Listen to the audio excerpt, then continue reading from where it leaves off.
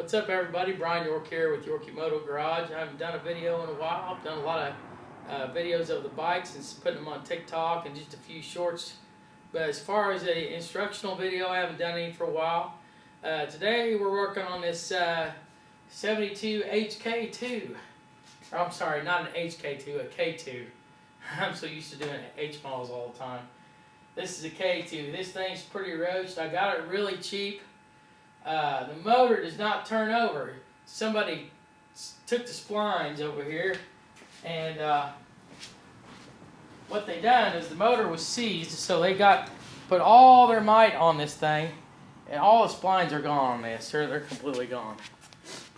So I'm going to show you the right way to get an engine unstuck if it's not too bad. So we're going to go back over here, and I'm going to show you how to get this thing unstuck. Don't kick it with your foot. If you try to kick it with your foot and it doesn't go down, it doesn't turn over, stop, because you're just doing more damage to the motor. Okay, so what we're going to start with is there's two bolts on here. I took the two bolts out of the chain guard, and there's a bottom bolt. We already took those out just to speed the video up a little bit. Now, those bolts are located here, here, and here. We've already taken that bolt out. Now there's another bolt right here at the bottom of the flywheel. There's another bolt right here. Okay, another thing I wanted to tell you also. First thing we did was took some of this Aerocoil. This is the best stuff. It's the oil that creeps. Or you can get it in the can, which is the original Coil. Aero stands for aerosol, of course. But the Kano Coil is the best stuff that you can use to loosen all this stuff up. I'm telling you, this oil does really creep in there. Anything, cables, you can use this on anything. It is the best. An old farmer friend of mine, when he brought an SL to me one time, he brought me this stuff. And he said, use this in your garage. He brought me 2 cans of it. Little did I know that I went to go buy it myself. It's like $25 a can. But I'm telling you, it's the best stuff you can use. Best penetration oil that you could ever use. And I don't use anything else but this. Throw that WD-40 crap away. Get this stuff. You can get it at Ace Hardware. I think Amazon and eBay has it. I'm not real sure what it is on there. It's probably pretty salty, but I'm telling you, it's well worth the money. Okay, so what I've already done is taken the spark plug off of this side out, and I sprayed this stuff right inside the spark plug hole. It's been sitting for about, I don't know, half an hour. Now what we're going to do is we're going to take this impact driver, and this bit here, it is a PH, I don't know if I can, PH2, or you said, Devin? What is that, PH? I don't know. Sorry guys, I can't see it. Anyway, the bit looks like this. You want it to fit really tightly on this screw here. See how tight that fits? Don't get one with a really sharp point, because it's just going to round it out. We're going to take this on here, we'll hit it a couple times, and it's going to loosen the screw up, hopefully.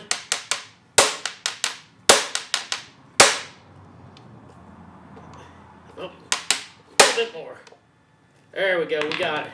This is the last screw that's in there. We'll see what we got underneath here. Most of the time you get crap behind this, and it keeps the flywheel from turning. The flywheel is what turns on this motor. If you can't get the flywheel to turn, nothing else is going to turn. Okay.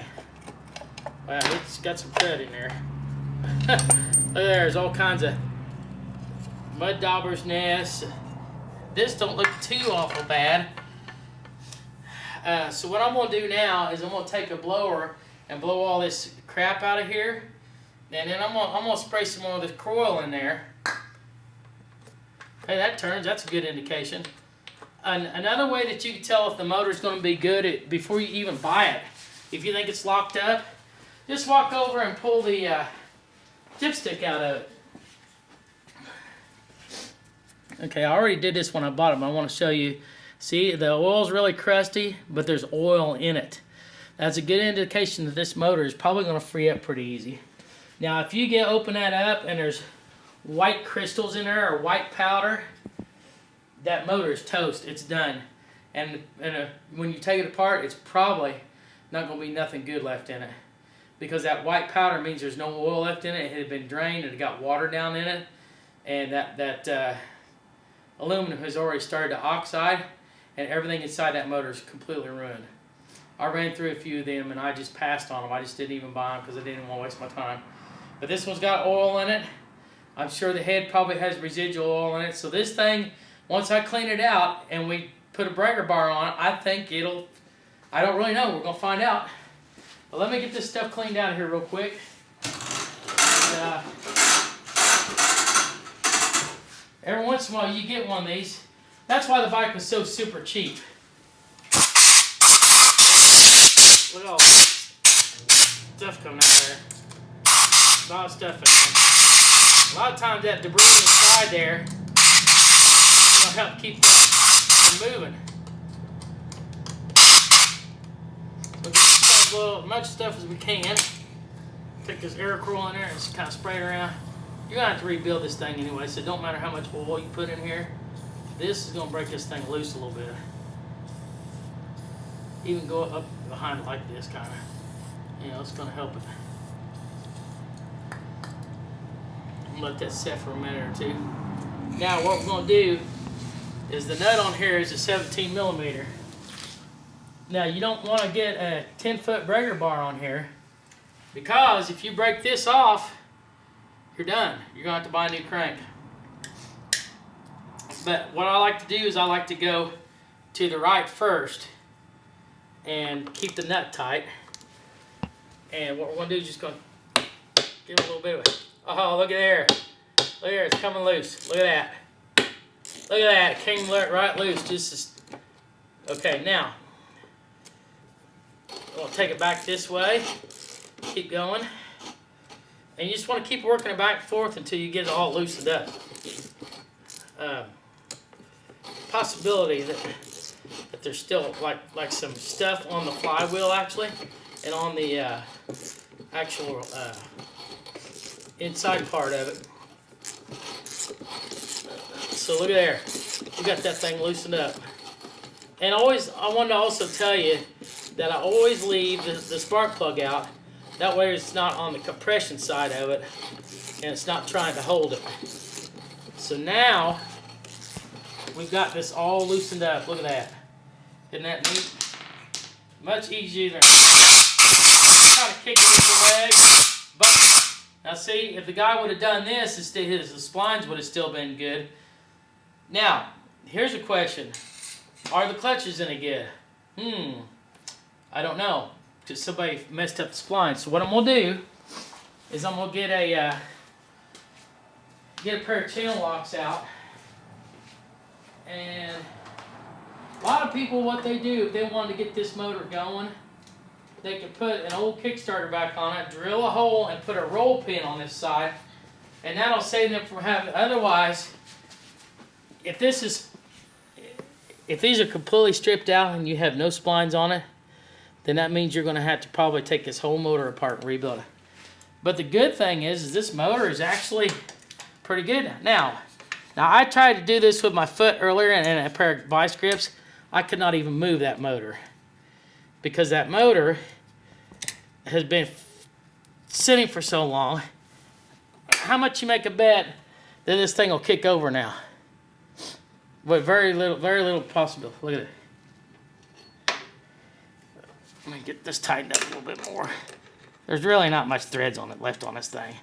Somebody just really, you gotta have pretty good pressure on this thing to. I almost bet you with it loosened up now. It wants to. So let me turn this over a few more times here, and see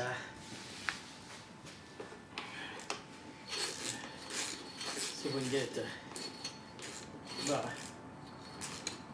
I got loosened up right now. I bet it'll turn over now. Yep. See, now it's turned over. That's all the guy would have had done, was take it off and clean everything up a little bit.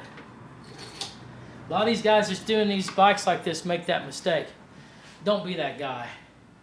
don't mess up the splines on it. Clean this stuff. Even if you have to take the flywheel and everything off, I mean, this thing's turned over by itself now. I go through all the gears. There's that gear. Yep. Going through all the gears now. Okay, so the bottom end on this thing's pretty good.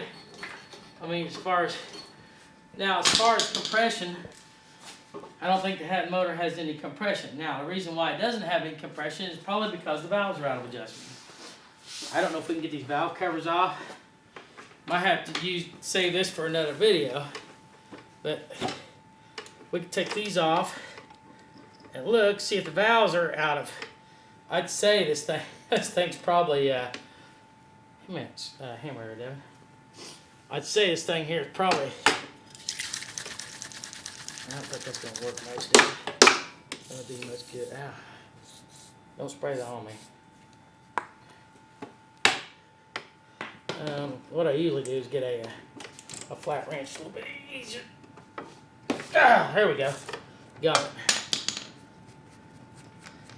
Okay. So now when the compression